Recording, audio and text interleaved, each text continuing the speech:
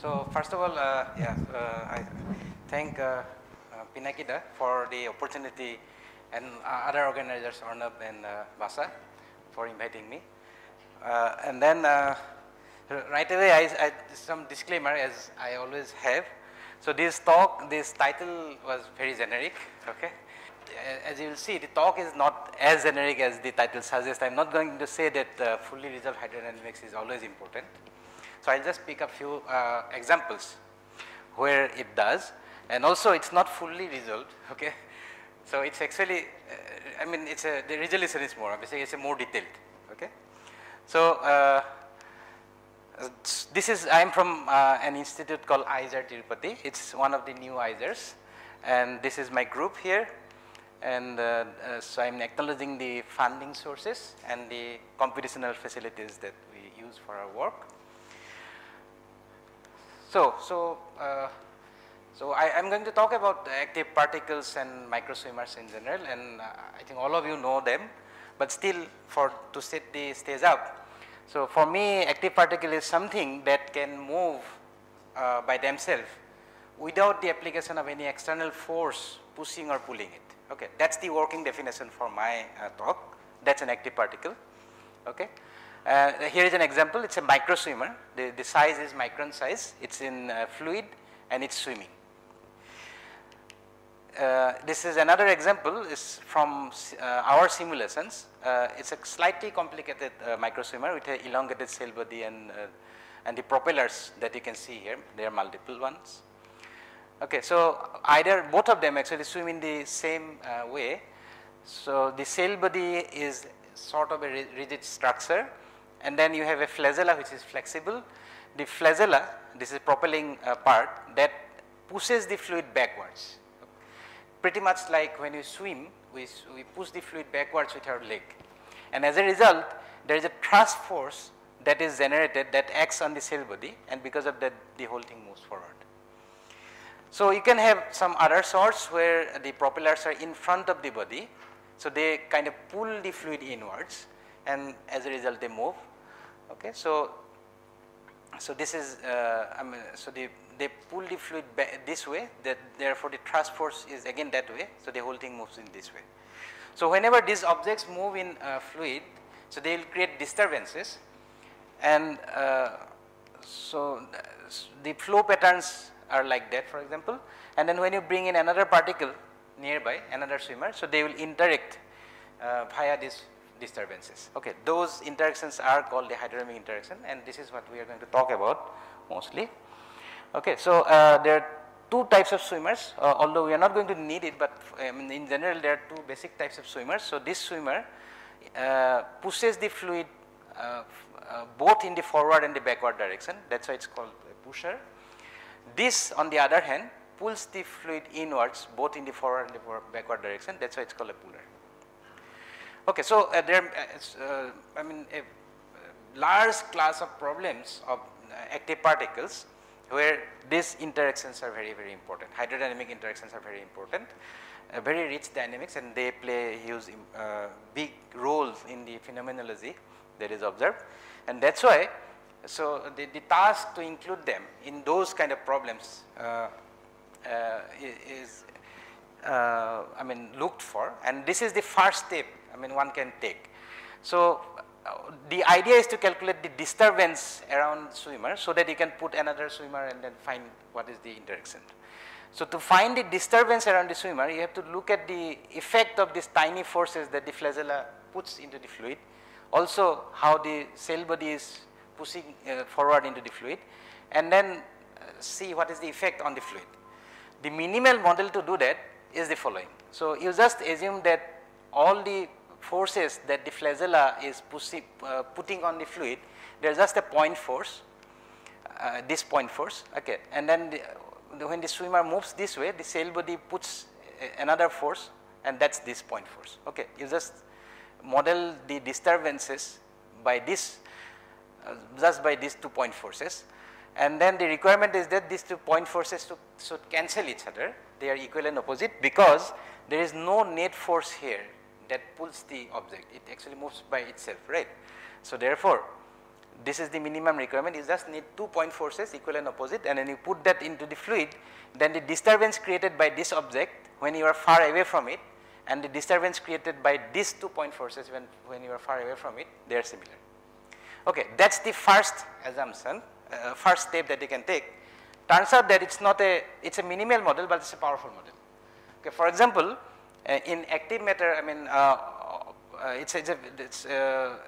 an active stress is created just because of the swimming, and the form of the active stress is like that. I mean, suppose you have an ordered state like this, so you have elongated particles, these are the swimmers, and they are, for example, oriented in one particular direction, that is denoted by n locally.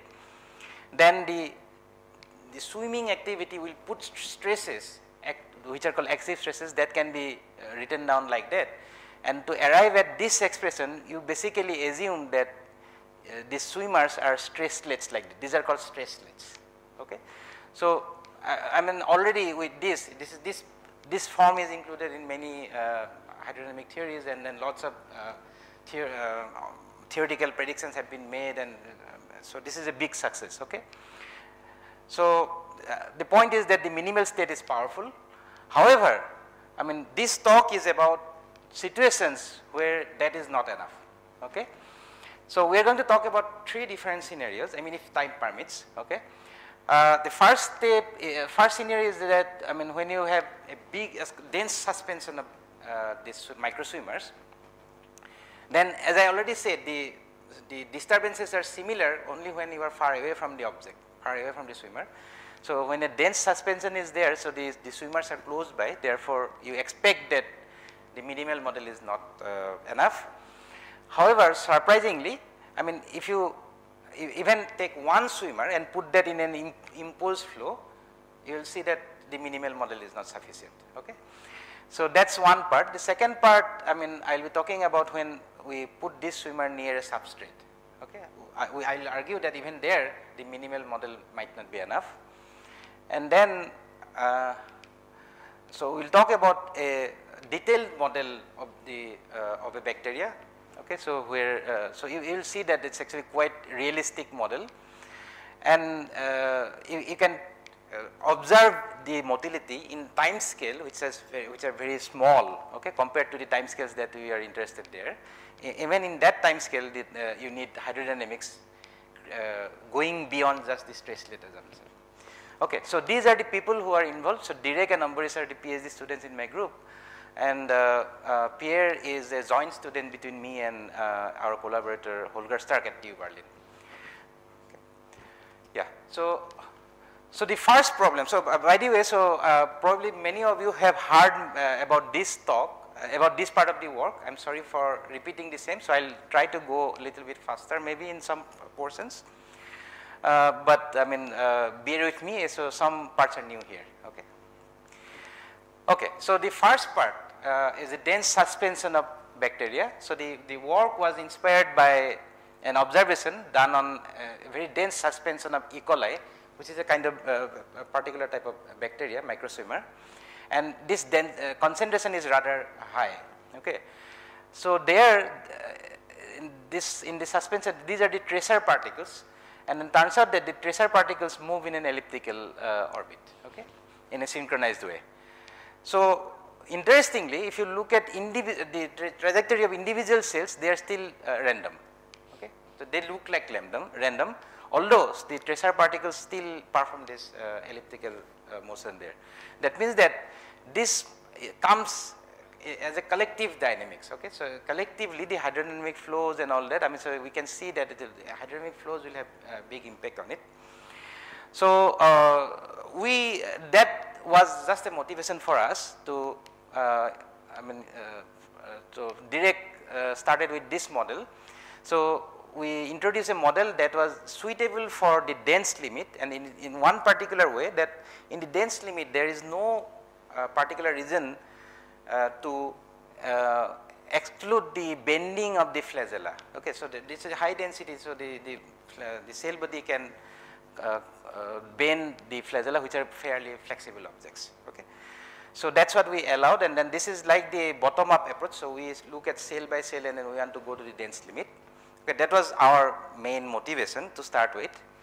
And at the end, just now we have started to look at it also from the top down limit. So we started with looking at the continuum limit of it. So although I am not going to talk about it. So once we had developed the model for going beyond this testlet, so we found that, as I mentioned earlier, even a single swimmer dynamics is quite rich when we have imposed flow. So that motivation came from this work where a bunch of these swimmers were taken. So this is this particular micro swimmer, which is fairly round and rigid object.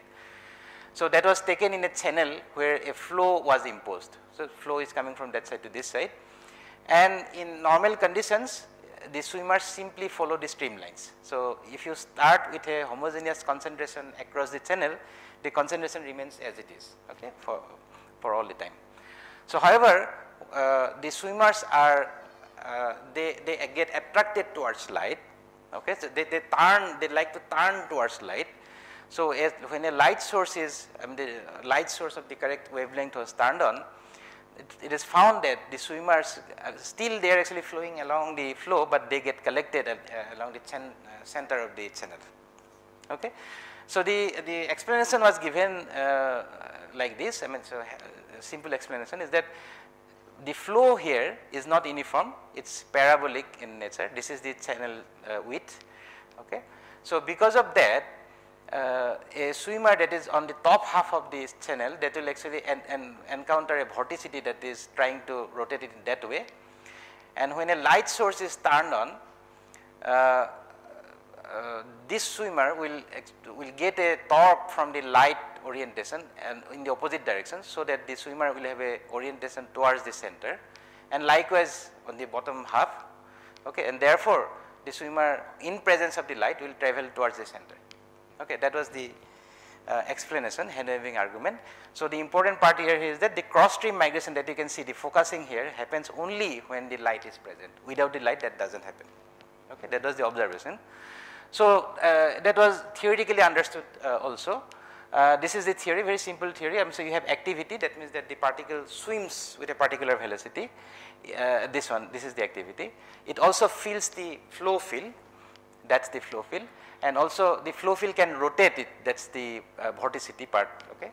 And if the particles are elongated like that, okay, they can also feel the rotation due to its elongation, the Geoffroy orbit type of motion, okay. So this has already been studied, and the result is that if you do not have any light source, the particle performs this oscillatory motion, but on an average they are kind of parallel to the center line. This is the center line of the channel, okay. So the trajectory is on an average parallel to the center line. So even in this elongated object, this trajectory is parallel to this center plane, okay. So that was the observation. They oscillate because the vorticity, if the swimmer is on the top half of the channel, the vorticity will rotate it, and because the swimmer is active, it has an active propulsion, so it moves in the instantaneous direction. So together it will actually perform this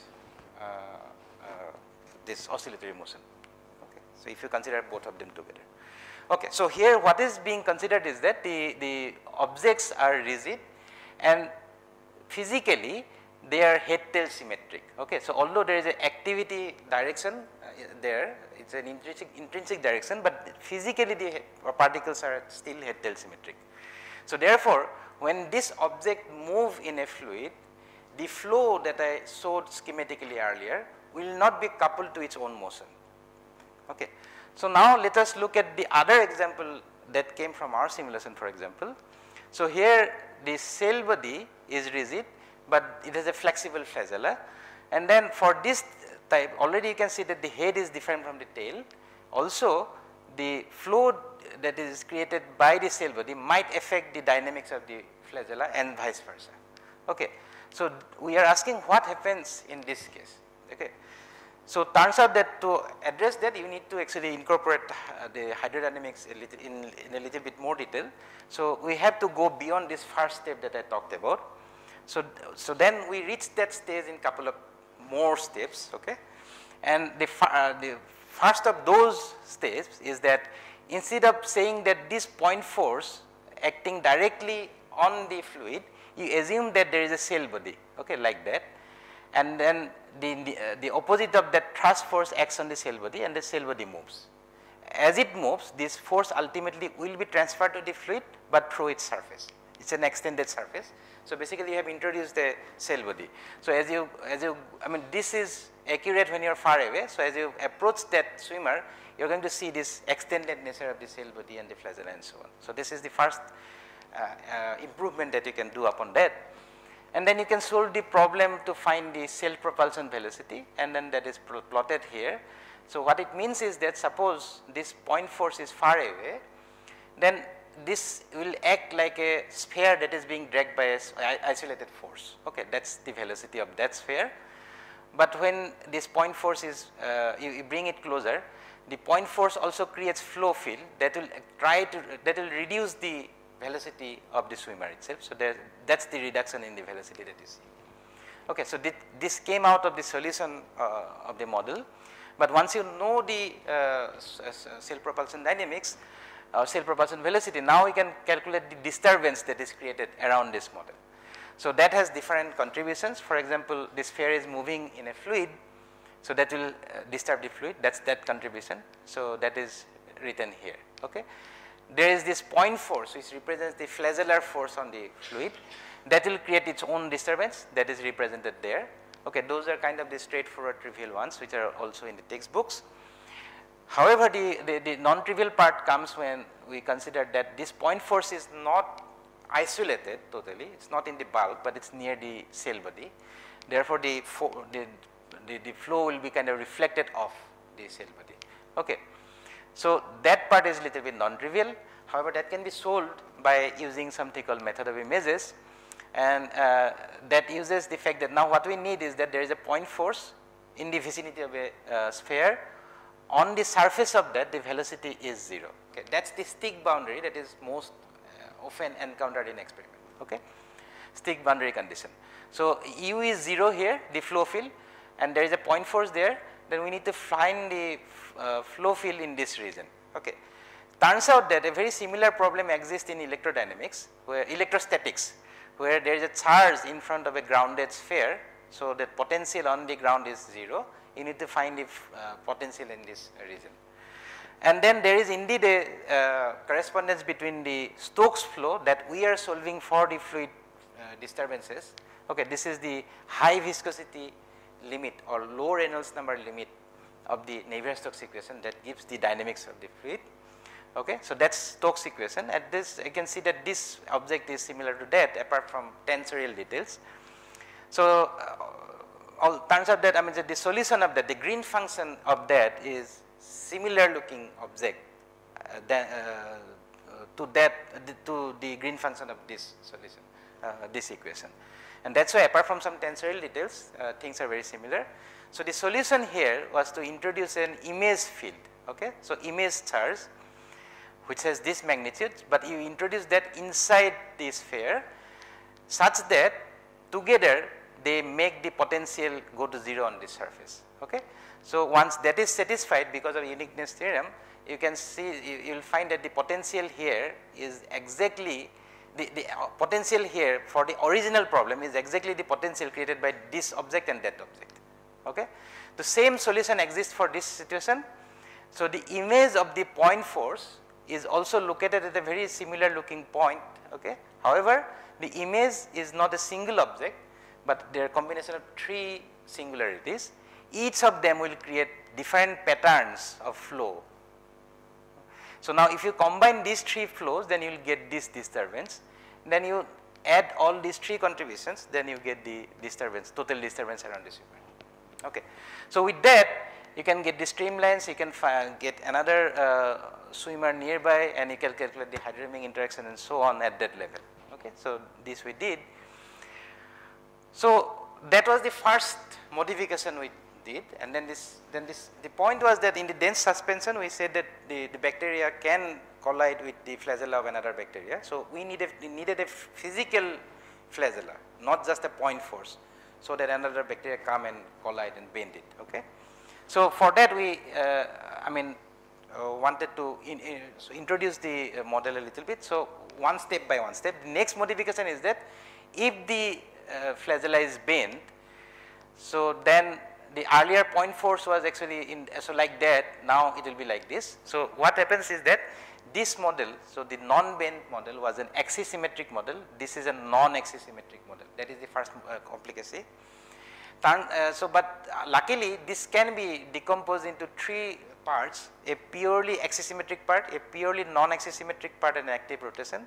So solving for this is non-trivial again, but we can still do it, and after doing that this is the flow field that we get as a function of the bend. Okay. So I am skipping these results, but then comes the final step for that part of the work is that we need to introduce the physical flagella.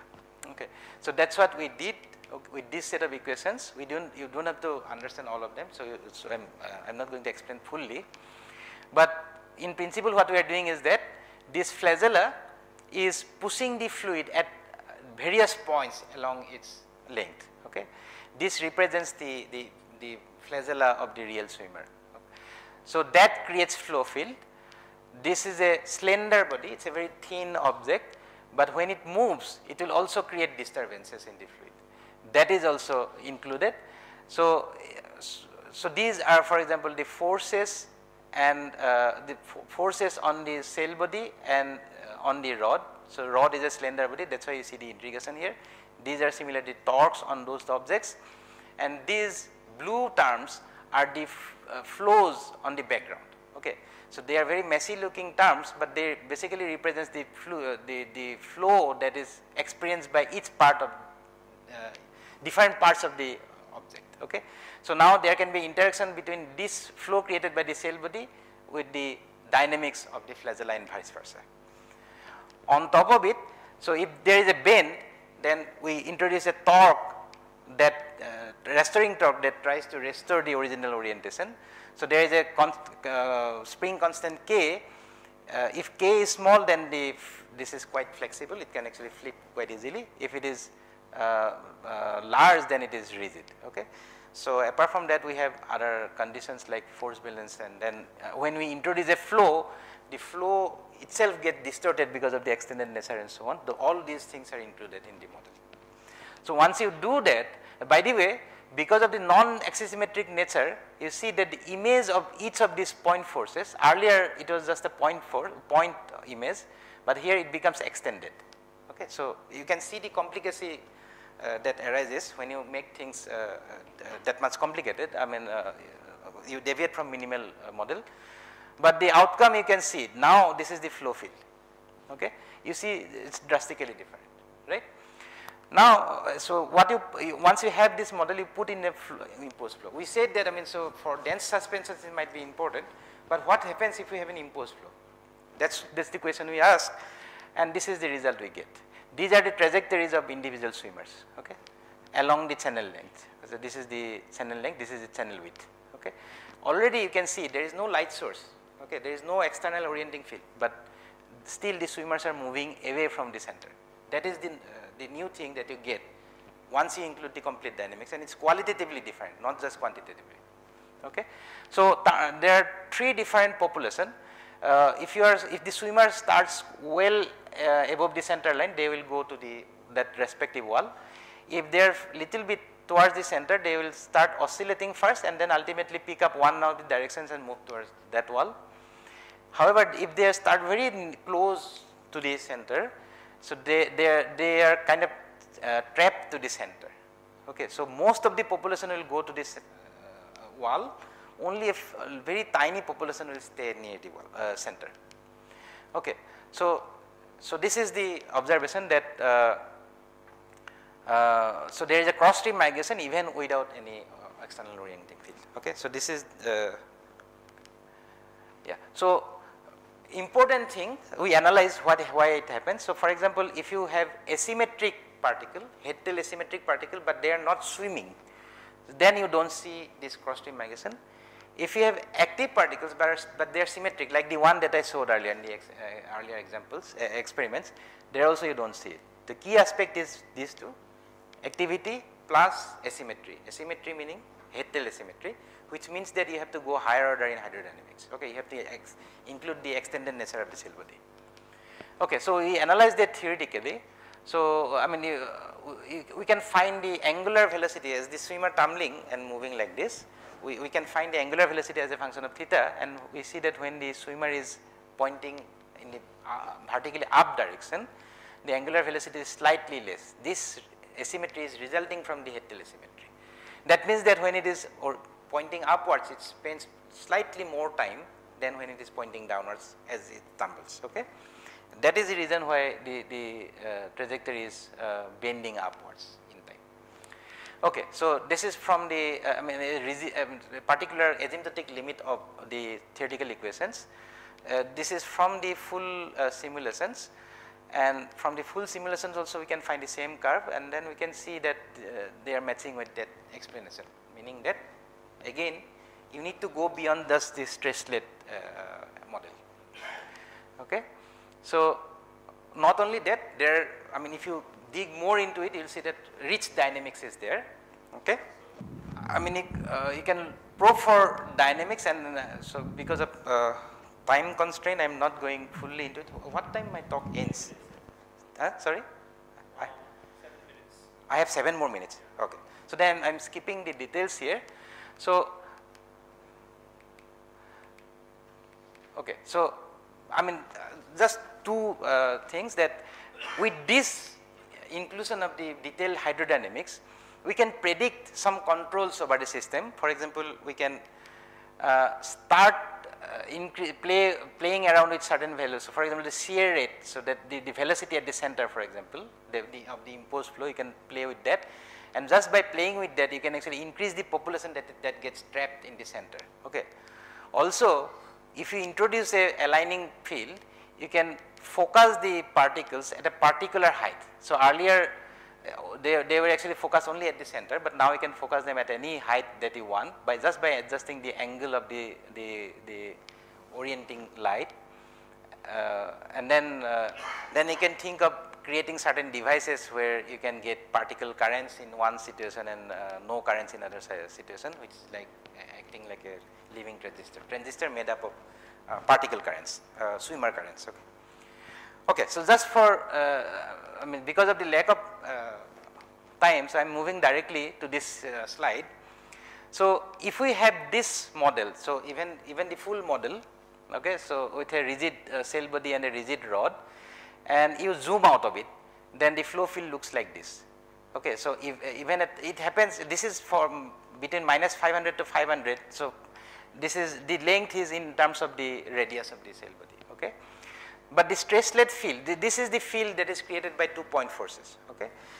So, that is I mean you can see that then if you are actually interested in this kind of concentration, then stress-led is good enough. Okay.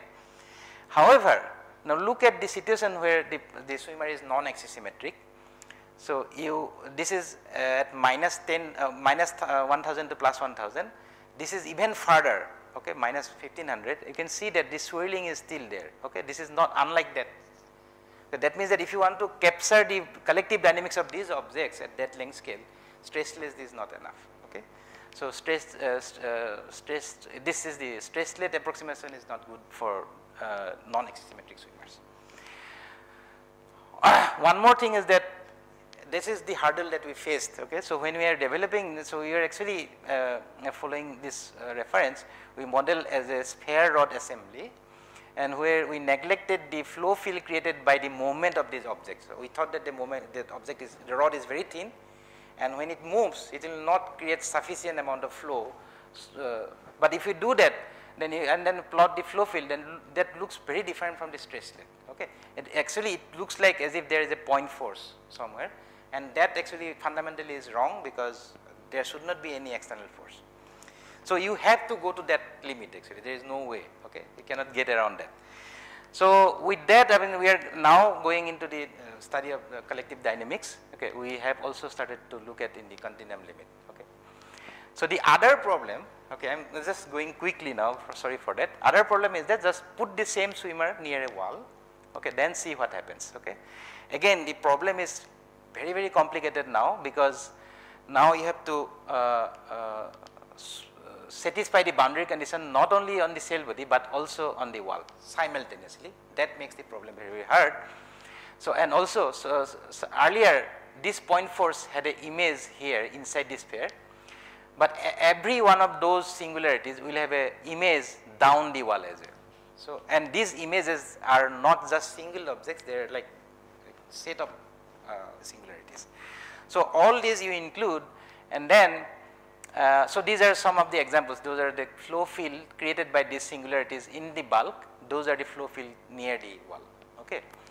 So, this is how the flow field would vary if you consider this type of swimmers, where the point force here is distributed in different points, okay, but still you do not have a physical flagella.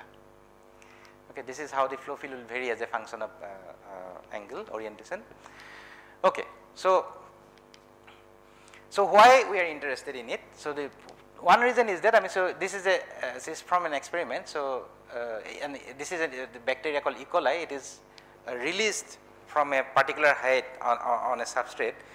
The bacteria moves toward the substrate and then it gets trapped. So, it actually keeps on moving along the substrate. Okay, it cannot come out of it. Okay, this phenomena is called hydrodynamic trapping.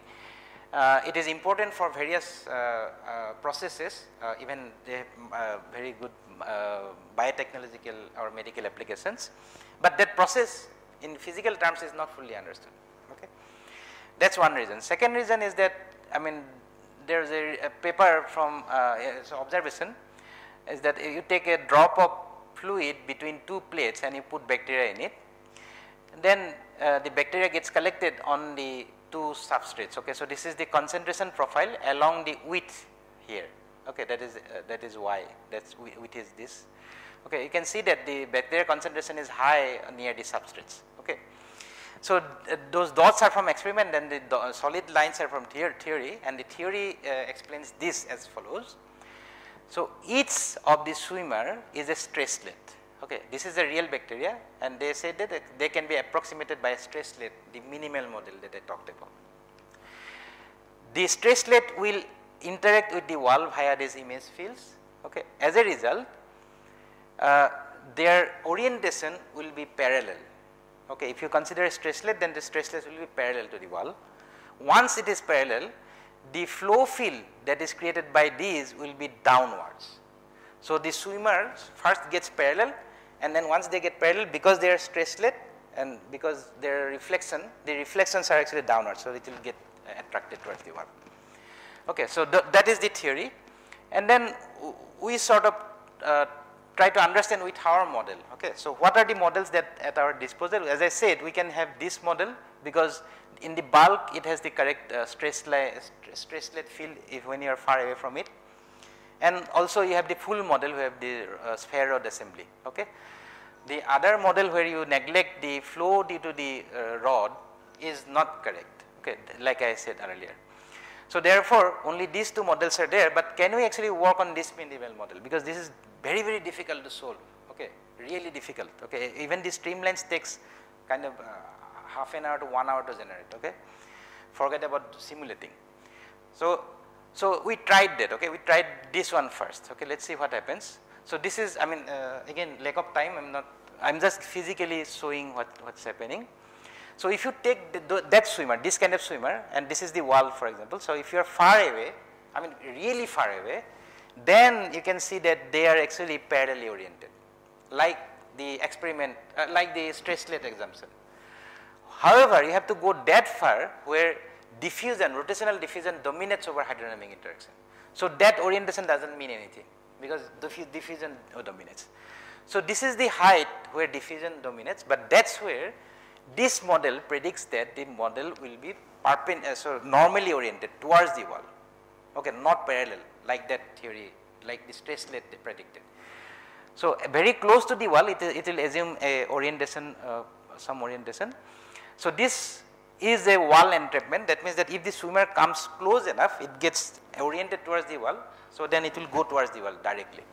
But the problem with that is that it actually overestimates everything because it's actively going down. So earlier it was parallel all the way, and only the fluid flow that was attracting. Here because of activity it will actually go towards directly. Okay, that will overestimate everything. So then we tested the other model, which is the full model, and we saw that now we don't have to go far okay, even at this height it becomes parallel. I mean even at slightly smaller height also, depending upon its swimmer velocity. So this is the reason where hydrodynamics still works, okay. And then of course near the wall it gets a orientation, that means that once it reaches the wall it actually gets trapped, okay, because of activity. So this is kind of the explanation of the earlier movie, okay. And then we found that angle, the steady state angle as a function of height, and we can see that it does not vary much from pi, so it is more or less pi.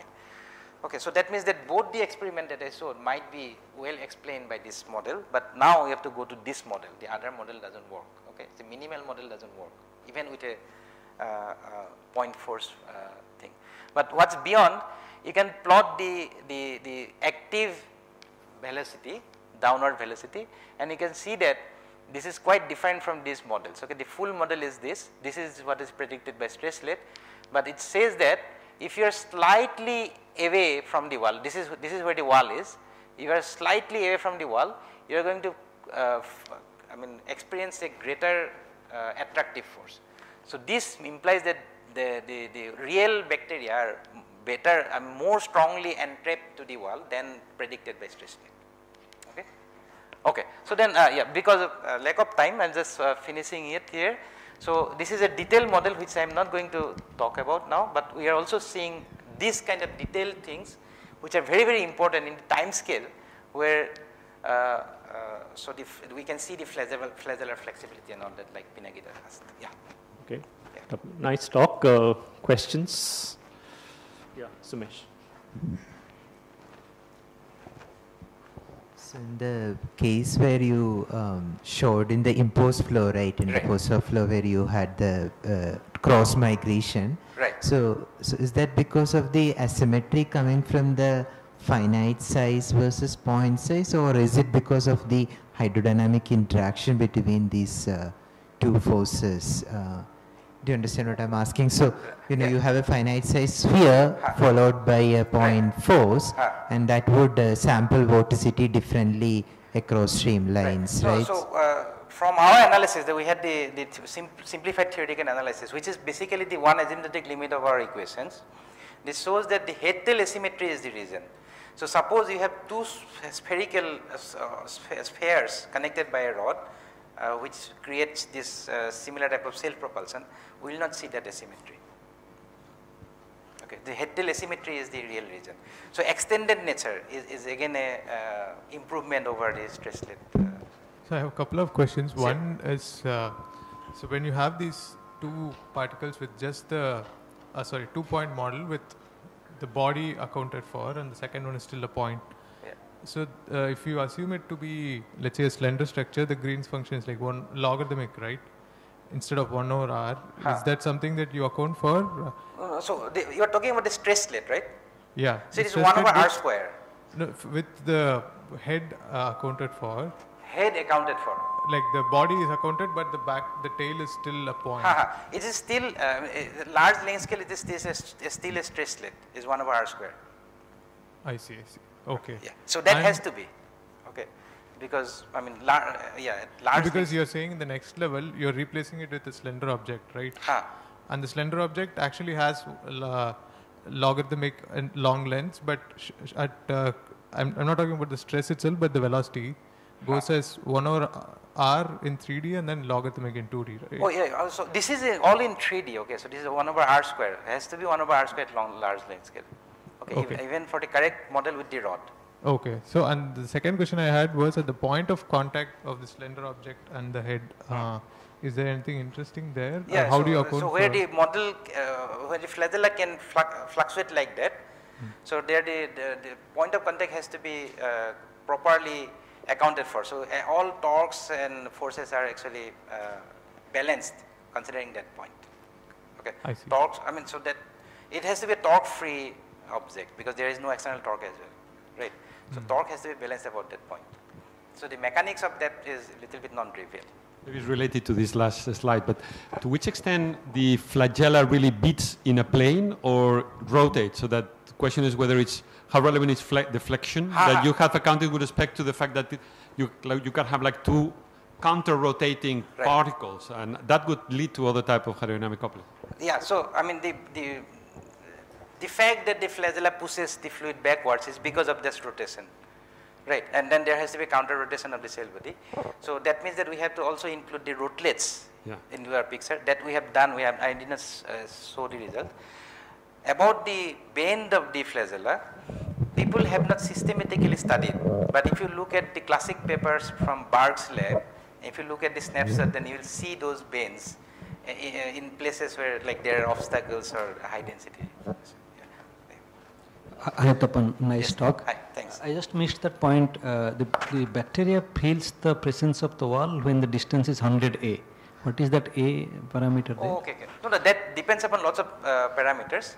So it depends upon the Peclet number or the self-propulsion velocity. So the self-propulsion velocity that my student used for this part, for this particular snapshot, okay, that was 100 A. A is the radius of the cell body. Okay, but you can actually do a simple dimensional analysis type of calculation to find that height, in which rotational diffusion will be comparable to the hydrodynamic rotation. So is the situation will be any different if you have two walls, let's say separated by 100 A, or the. So yeah. So right now in that experiment we had two walls, but they even in that theory also assumed that the one wall. Image of one wall doesn't affect the image of the other one. They are well separated in that experiment. So like hundreds or 200 or 500 microns apart. Okay. So, but if they are close by, then it will be different. The dynamics will be different because the wall will talk to each other. Okay. Thank you.